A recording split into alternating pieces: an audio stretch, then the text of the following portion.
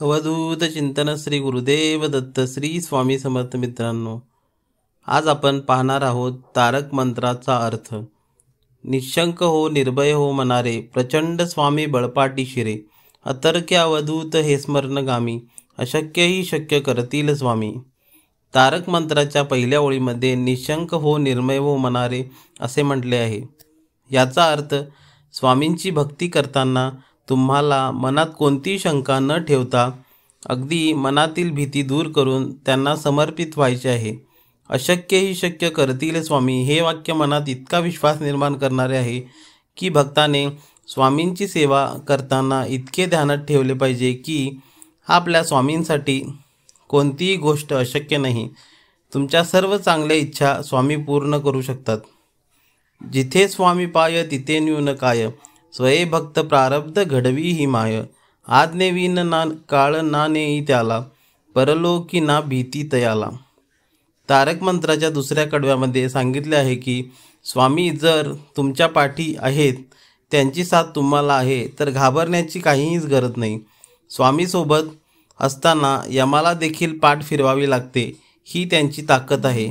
स्वामींच्या आज्ञेविना काळ देखील तुम्हाला काही करू शकत नाही आणि केवळ भूतलावरच नाही तर परलोकी देखील स्वामी तुमची साथ सोडणार नाहीत. उगाची भीतोसी भये पळू दे, जवळी उभी स्वामी शक्ती कळू दे. जगी जन्म मृत्यू असे खेळ ज्यांचा, नको घाबरू तू असे बाळ त्यांचा. तिसऱ्या कडव्यात सांगितले आहे की अरे तू घाबरतोस कशाला, तुझ्याजवळ तर स्वामी शक्ती आहे. जन्म मृत्यू ज्यांच्या अधीन आहेत ते ब्रह्मांड नायक स्वामी तुझे आहेत. तू त्यांचा प्रिय भक्त आहेस, त्यामुळे तुला घाबरण्याची काहीच गरज नाही. स्वामींची आपल्या भक्ताप्रती असलेली माया यातूनच दिसून येते. खरा होई जागा श्रद्धेसहित, कसा होशी त्याविन तू स्वामी भक्त.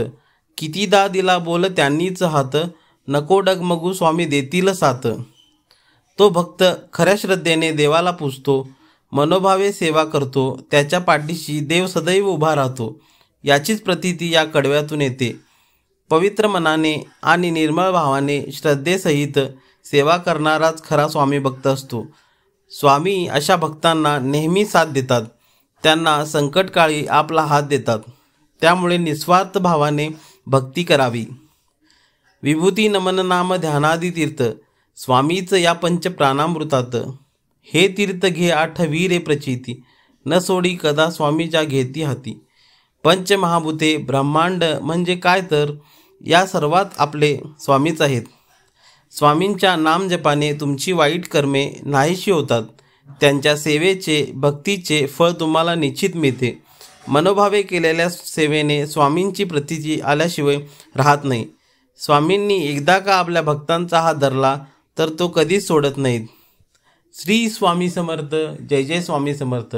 अवधूत चिंतन श्री गुरुदेव दत्त. व्हिडिओ आवडल्यास लाईक, शेअर्स आणि सबस्क्राईब करा.